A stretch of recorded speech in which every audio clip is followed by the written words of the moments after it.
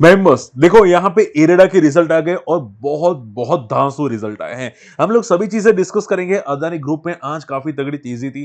Are power का stock भी आज काफी तेजी में था और जीएमआर पावर भाई ये कुछ नया करने वाला है। हम लोग सभी चीजें डिस्कस करेंगे डिटेल में। बीएससी स्टॉक के साथ वीडियो अंत तक देखेगा। कोई क्वेरी होती है तो मुझे कॉमेंट कीजिएगा। आपकी क्वेरी मैं यहाँ पे नेक्स्ट वीडियो में लेने की कोशिश करूंगा, पार्ट 2, डेली पार्ट 2 में, ठीक है। लेकिन देखो आज एक वीडियो रख दिया, अगर नहीं देखा है जाके जरूर चेकआउट कीजिएगा। मार्केट की तेजी, ठीक है, क्यों होती हुई दिखाई दी एंड म्यूचुअल फंड ने कौन कौन से स्टॉक और खरीदे हैं, ये सब कुछ डिस्कस किया है। आप जाके जरूर चेकआउट कर सकते हैं, ठीक है।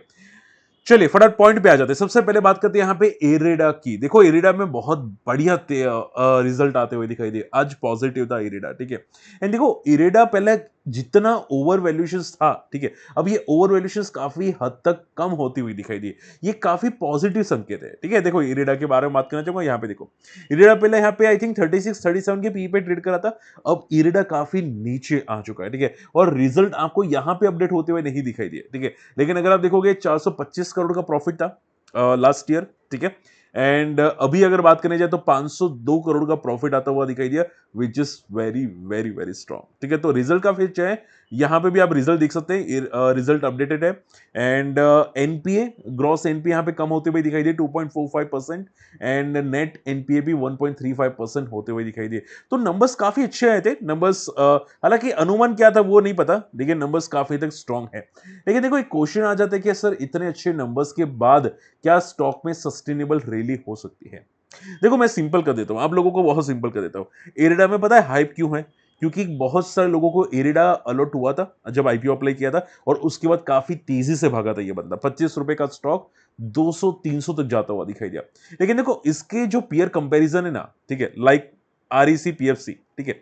आप देखोगे पीएफसी 6 की पी पे ट्रेड करता है, प्राइस टू अर्निंग, यानी कि आप स्टॉक अगर बाय करते हैं, ठीक है, तो उसकी वैल्यूएशन कितनी है, कितना ओवर वैल्यूड है वो बताता है। तो आप देखोगे पी आरईसी पीएफसी 6 और 7 की पी पे ट्रेड करता है, और ये इरेडा 29 की पी पे ट्रेड करता है। हालांकि अभी रिजल्ट आने के बाद थोड़ी पी कम हो जाएगी, अराउंड 22-23 पे आ जाएगा, लेकिन अभी भी थोड़ा सा महंगा है। तो पता है क्या होगा, चांसेस है कि कल बूम करेगा, थोड़ा बहुत मोमेंटम अच्छा कर सकते हैं, 4-5%, 6-7%।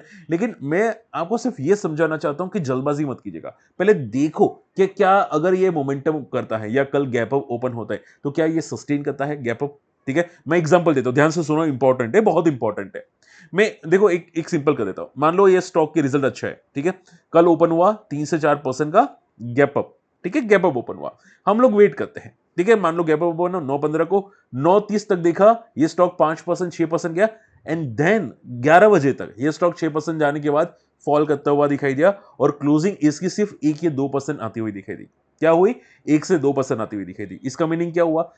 इसका मीनिंग ये हुआ कि कोई यहां पे ऊपर की लेवल से तगड़ा बेच रहा है, ठीक है। देखो आप समझो, अगर इतने अच्छे रिजल्ट होते तो स्टॉक डे हाई पे क्लोज करता, बड़े प्लेयर्स स्टॉक के अंदर एंट्री करते, बड़े प्लेयर्स को लगता है कि भाई ये और ऊपर जा सकता है तो ये एंट्री करते, ठीक है। लेकिन ऊपर से अगर इंट्राडे में फॉल आता है, ठीक है, अगर क्लोजिंग नीचे आती है फ्रॉम द टॉप से, 4-5% गिर जाता है फ्रॉम द टॉप से, ठीक है, तो इसका मीनिंग क्या हुआ कि किसी ने प्रॉफिट बुकिंग की है, किसी को लग रहा है कि ये थोड़ा ओवर वैल्यूड है, या फिर रिजल्ट इतने अच्छे भी नहीं है जितना चाहिए था, ठीक है, और इसकी वजह से वो लोग प्रॉफिट बुक करते हुए दिखाई दिए हैं, ठीक है। तो मैं सिर्फ एक रिक्वेस्ट करूंगा कि स्टॉक अगर गैप अप ओपन होते थोड़ा वेट कर लो, देखो कि 11 बजे तक स्टॉक डी हाई पे ट्रेड करते कि नहीं करता। अगर नहीं करता तो थोड़ा वेट कर लो, और अगर क्लोजिंग डे लो के आसपास होती है या फिर नीचे होती है, क्लोजिंग फ्रॉम द टॉप से 3-4% नीचे होती है, तो फिर आप ये समझो हो सकता है स्टॉक में और प्रॉफिट बुकिंग आती हुई आपको दिखाई दी, ठीक है। बस उतना ध्यान में रखिएगा, कल की मोमेंटम एक बार चेक कर लेना, आपको पता चल जाएगा, ठीक है। और हमेशा याद रखो कि स्टॉक ऊपर तभी जाता है जब बड़े प्लेयर्स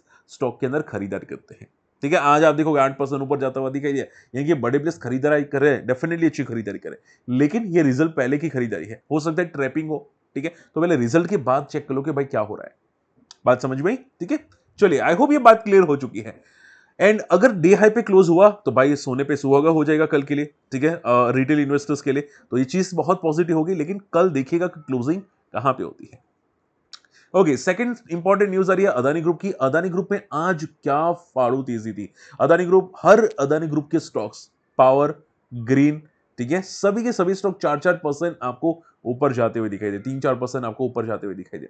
रीजन एक ही है कि यूएस में जो ब्राइबरी केस था कि भाई यहाँ पे इन लोगों ने पैसा दे के ऑर्डर मिला, इनको तगड़े ऑर्डर मिलते हैं ना, बहुत सारे ऑर्डर मिलते हैं ना, तो पैसा दे के ऑर्डर मिला और उस पर केस चल रहा था और माना जा रहा है कि यहाँ पे ट्रंप ने या ट्रंप की जो गवर्नमेंट है, यूएस एडमिनिस्ट्रेशन है, ये बहुत सारे फॉरेन केसेस होते हैं ना, फॉरेन ब्राइबरी केस, उसको हटा दिया गया है। ठीक है, तो उसमें माना जा रहा है कि यहाँ पे अदानी का भी नाम है। देखो कंफर्मेशन नहीं है, लेकिन माना जा रहा है कि जितने भी ब्राइबरी फॉरेन केसेस है उसको हटा दिए जा रहे हैं। इसकी वजह से यहाँ पे अदानी ग्रुप के स्टॉक्स आपको मोमेंटम करते हुए दिखाई दिए। ठीक है, तो आप ये समझो जो व्हाइट कॉलर केसेस होते हैं, व्हाइट कॉलर यानी कि मतलब जो लोग चोरी करते हैं ना, ठीक है, छोटे मोटे चोर होते हैं ना, ठीक है, उनके लिए सजा होती है, पुलिस वाले सजा देते हैं या कोर्ट सजा देती है। लेकिन जो व्हाइट कॉलर चोर होते हैं ना, व्हाइट कॉलर यानी कि यहाँ पे मतलब चोरी करके छूट जाते हैं, अगर पकड़ा जाते हैं तो भी छूट जाते हैं। ठीक है, तो ये व्हाइट कॉलर चोर होते हैं ना, तो उनके लिए भी अलग होता है। ठीक है, उनको अलग से बस आप थोड़ा सा सेटिंग कर लो, आप बोले कि भाई प्राइम मिनिस्टर से या प्रेसिडेंट से सेटिंग कर लो, हो जाएगा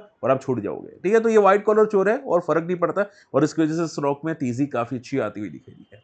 ठीक है, देखो आप याद रखोगे अगर आपको कोई तगड़े ऑर्डर चाहिए गवर्नमेंट से, तो गवर्नमेंट से ऊपर लेवल तक सेटिंग होनी चाहिए, आपको मिनिस्टर तक सेटिंग होनी चाहिए, और अगर नहीं होती है तो फिर आप फंस सकते हैं, बर्बाद हो सकते हैं। ठीक है, तो थोड़ा कॉशियस रहेगा। बाकी तो अदानी ग्रुप तो बच चुका है, उनको कोई फर्क नहीं पड़ेगा, ये बच चुका है और काफी अच्छी रिकवरी है। अब पॉइंट ये आता है कि सर क्या अदानी ग्रुप अब वापस रिकवरी करेगा? Answer is no. ठीक है, अभी देखो अदानी ग्रुप में तेजी आई है, अच्छी बात है। ठीक है, लेकिन हमेशा याद रखो एक दिन की तेजी मत देखो। अगर आपको लगता है वह अच्छी तेजी है तो एक दिन की तेजी मत देखो, बड़े प्लेयर्स खुद स्टॉक को भगाएंगे। ठीक है, अगर बड़े प्लेयर्स को लगता है भाई ये ओवर वैल्यूड नहीं अंडर वैल्यूड है और यहाँ पे वैल्यूएशन हो सकती है, अब अदानी में कोई प्रॉब्लम नहीं है, अदानी जैकपॉट होने वाला है, तो यहाँ से वो लोग खरीदारी करेंगे। आपको पता कैसे चलेगा? वॉल्यूम्स के जरिए, बिग बुल पैटर्न के जरिए और स्टॉक में ब्रेकआउट के जरिए। ठीक है, तो इंपॉर्टेंट लेवल्स होते हैं ना, मैं समझा देता हूं। इंपॉर्टेंट लेवल क्या, मतलब एक राउंड लेवल होता है ना, 500, 8,000, 1500, 2000, 2500, 3000, 5000, ऐसे इंपॉर्टेंट लेवल्स अगर ब्रेक करता है तो इसका मीनिंग क्या हुआ कि भाई तेजी आने की संभावना है। ठीक है, अगर ऊपर से गिर रहा है और सपोर्ट ले रहा है और सपोर्ट बेस बना के ऊपर जा रहा है तो एक पॉजिटिव बात है। ठीक है, जैसे कि अदानी पावर एक बेस बना के ऊपर जा रहा है, आप देखोगे एक रेंज बना के आप ऊपर जा रहा है। ठीक है, तो आप ये समझो कि एक बेस बना रहे हैं, अच्छी बात है। ठीक है, लेकिन शॉर्ट टर्म में ऊपर जाएगा कि नहीं, उसके आपको पहले देखना पड़ेगा कि भाई स्टॉक की तेजी कितना दिन सस्टेन करेगी। ठीक है, शॉर्ट टर्म यानी कि 2-3 महीना। ठीक है, तो सस्टेन अगर करती है तो मैं बोलूंगा कि 3 दिन पहले देख लो, अगर 3 दिन मोमेंटम कंटिन्यू रहता है तो सस्टेन करेगी, अगर नहीं रहता है तो नहीं करेगी। ठीक है, सिंपल लॉजिक है, कोई रॉकेट साइंस नहीं है। 3 दिन का व्यू मैं आपको ऑलरेडी समझा चुका हूं, 3 दिन में बिग बुल पैटर्न बनती है। ठीक है, तो 3 दिन का व्यू देख लेगा। चलिए अगला स्टॉक आ जाता है बीएससी। बीएससी अगर आप बात करें जाए तो आज काफी अच्छी तेजी में था। रिटेल इन्वेस्टर्स को ट्रैप करने के लिए बेस्ट चीजें कर रहा है बीएससी। आप देखोगे 5.5% ऊपर और लाइफ टाइम हाई के आसपास वापस पहुंच चुका है। अब देखो स्टॉक इतना महंगा है, गिर रहा है तो भी वापस ऊपर जा रहा है, क्यों? ठीक है, यहां पे अगर मैं आपको बताना चाहूंगा, किसी को कहना मत, यहां पे तगड़ी किसी ने बिकवाली की है, बड़े फंड्स मैनेजर ने स्टॉक के अंदर बिकवाली की है, लेकिन तो भी बंदा ऊपर जा रहा है, क्यों?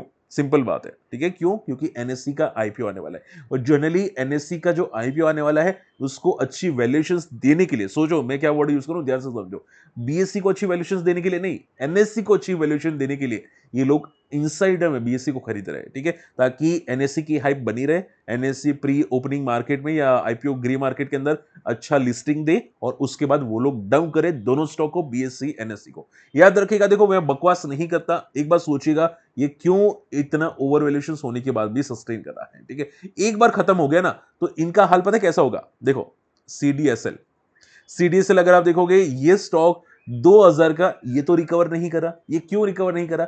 बीएससी सीडीएसएल दोनों तो साथ साथ में चलते थे, साथ साथ में चलते थे ना, पहले आप चेकआउट कीजिएगा चार्ट को, दोनों साथ में चलते हैं। ठीक है, लेकिन आज के दिन के अंदर बीएससी सस्टेन कर रहा है लेकिन सीडीएसएल सस्टेन नहीं कर रहा है, ये बात याद रखिए। देखो यहाँ पे सी दोनों का, आप देखो यहाँ पे सी, ये बीएससी का चार्ट, दोनों यहाँ पे ऊपर गए, फॉल साथ में किया लेकिन ये बंदा रिकवर हो गया।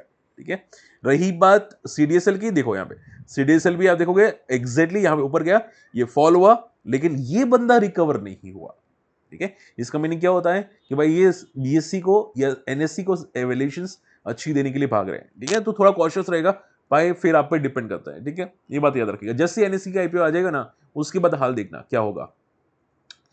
ओके, जीएमआर पावर स्टेक, यहां पे इन्होंने क्या किया कि जो स्ट्रेस असेट था, यानी कि जो असेट प्रॉफिट नहीं दे रहा था या कचरा पड़ा था एसेट, ठीक है, यानी कि प्रॉपर्टी बोलते हैं, वो प्रॉपर्टी 4,400 करोड़ की थी, उसको यहाँ पे बेच दिया या फिर डिसइन्वेस्ट कर दिया, ठीक है। तो यहाँ पे पैसा इनके पास आ गया और इसकी वजह से कंपनी अच्छी खासे प्रॉफिट में आ सकती है। कौन बात कर रहा हूं? जीएमआर पावर की, ठीक है। तो ये बंदा आप देखो यहाँ पे इन्होंने स्ट्रेस एसेट बेचा, तो इसका क्या होगा, यहाँ पे इनका नेट इंटरेस्ट कम हो सकता है। अगर नेट इंटरेस्ट कम होगा तो ऑलरेडी बंदा प्रॉफिटेबल है, ठीक है। तो ये और अच्छा प्रॉफिट कर सकता है। तो भाई ये चीजें काफी तक पॉजिटिव है और इसकी वजह से बंदा ऊपर जा रहा है। आप देखोगे इसके पास डेट बहुत तगड़ा है। अगर डेट कम हो जाते, सोचो 4,400 करोड़ का डेट अगर एक झटके से कम हो जाता है तो बहुत तगड़ा फायदा होगा कंपनी को और काफी अच्छे प्रॉफिट फिर ये पेश कर सकती है, ठीक है। इसका इनका जो इंटरेस्ट होगा वो आधा हो जाएगा, ठीक है। और इसकी वजह से काफी अच्छी प्रॉफिटेबल कंपनी आने की चांसेस है,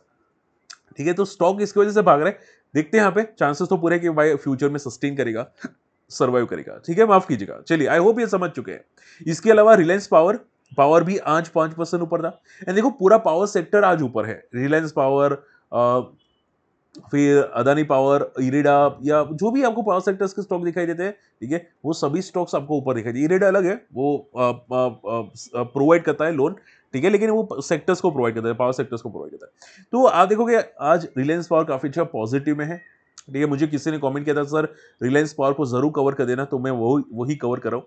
एंड अगर आप देखोगे स्टॉक सस्टेन कर रहा है, ठीक है।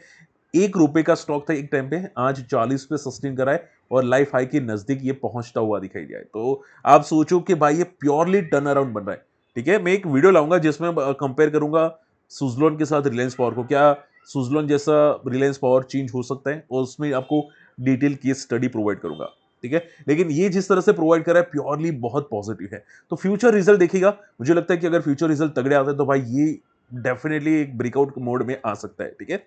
ब्रेकआउट कर सकता है, ब्रेकआउट इसका 50 के ऊपर होगा, तो एक बार देखिएगा 50 के ऊपर जाता कि नहीं, ठीक है। अभी के लिए साइडवेज है, लेकिन हाँ पॉजिटिव मोड में है और ऐसा लग रहा है कि रिजल्ट की राह दिख रहा है, ठीक है। आने वाले 1-2 रिजल्ट की राह दिख रहा है। जैसे रिजल्ट अच्छे आएंगे, कंफर्मेशन आ जाएगा, भागना स्टार्ट करेगा, ठीक है। तो फोकस कीजिएगा, चीजें बहुत पॉजिटिव हो रही है रिलायंस पावर के साथ, ठीक है। होप आज का वीडियो पसंद आया, वीडियो शेयर जरूर कीजिए, चैनल सब्सक्राइब कर लीजिएगा। और अगर आपने यहाँ पे फ्री टेलीग्राम चैनल को नहीं ज्वाइन किया, जाके ज्वाइन कर सकते हैं, सर्च करना माई स्टॉक मार्केट फंडा फ्री टेलीग्राम चैनल के अंदर। इंपॉर्टेंट न्यूज इन्फॉर्मेशन में यहाँ पे शेयर करता रहता हूँ, अगर इंटरेस्टेड है ज्वाइन कर सकते हैं। एंड हमारी लिंक से डीमेट अकाउंट ओपन कर सकते हैं। मैं सच्ची बोलूंगा आपको काफी चीजें बेनिफिट होगी, ठीक है। काफी चीजें फ्री ऑफ कॉस्ट सिखाऊंगा, तो अगर इंटरेस्टेड है आ सकते हैं।